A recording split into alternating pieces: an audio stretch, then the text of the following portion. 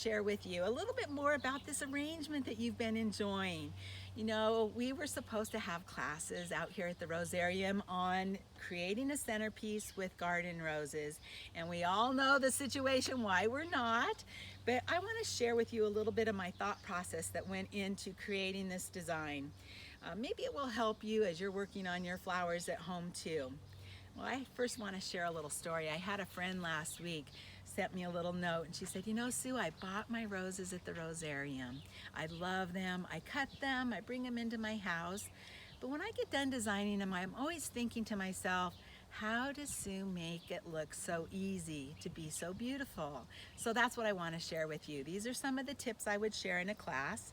As a florist, my studio is not a walk-in studio where you just come in and see what I have and buy it. You need to call or order online. I create it and I deliver it to you.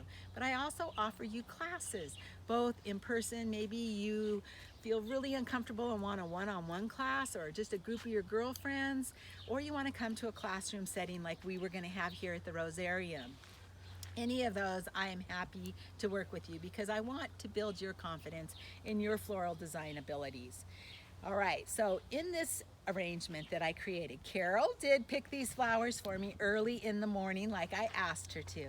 I used only the flowers she provided, so everything here came from the display garden, which is absolutely gorgeous. When I make a design, I first am paying attention to the vessel that I'm going to use. Where am I going to place the design determines what kind of vessel I use. And the mechanics in which are placed inside the container also determine which, do I use a clear or a non-clear container. So I like to use a mechanic, which is a plasticide florist wire, which is basically chicken wire. And you can buy it at a hardware store. It's not as pliable as the wire that I use, but basically you just cut yourself a section and wad it up so there's multiple levels of it. Put it in your container. You can use florist tape to hold it in place. I tend to use a binding wire or twine, wrap it around the vase and underneath and tie it. I only leave it there temporarily while I'm designing, and then I'll cut it and pull it out of the way so it's not there, but it holds things in place. I like containers with a wide opening when I'm trying to create something that is loose and more of a garden style. And that's what I wanted to do for this. I wanted it low enough that people could see across the table at one another. I wanted it beautiful on both sides, so everybody had something interesting to look at as well. And I was determined to only use what Carol provided me, so it was a lot of fun. You know, I encourage you to take online classes. There are lots of wonderful designers out there. I recently took a class from Joseph Massey, who's a UK designer, and he talked about foliage in a design, and he said, foliages can be used to help create the form, which I use, and they can be used as a filler in your design, and they can use as a finishing touch, like I use the clematis vines here in this design. So, foliages are an important part because out in your garden, all of your flowers have foliage on them. There's multiple plants with foliage, so it can add a lot of interest when you bring them into a design besides flowers. And you can edit your foliage. Maybe you don't want leaves all the way up a stem, it's really bunched. You can cut some out. Or like this one, I cut all the leaves off of it so that you just saw the little berries on there. So it just adds a little more texture and interest without all of the greens. So feel free to edit things. I personally did not want to edit my roses. I wanted them left as they were. I just didn't have the heart to cut any of those out of there. They were all so pretty. Okay, so we made our form with our foliage.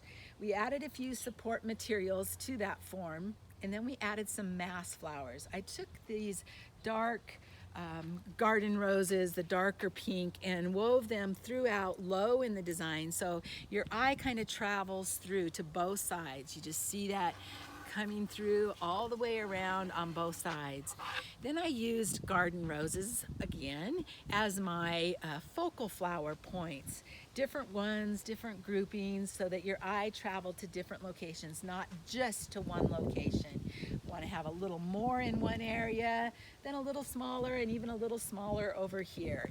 Just creates more interest. For me, I primarily used more garden roses as my support flowers, but then I added in touches of the allium, the lavender, and different things to bring in added texture.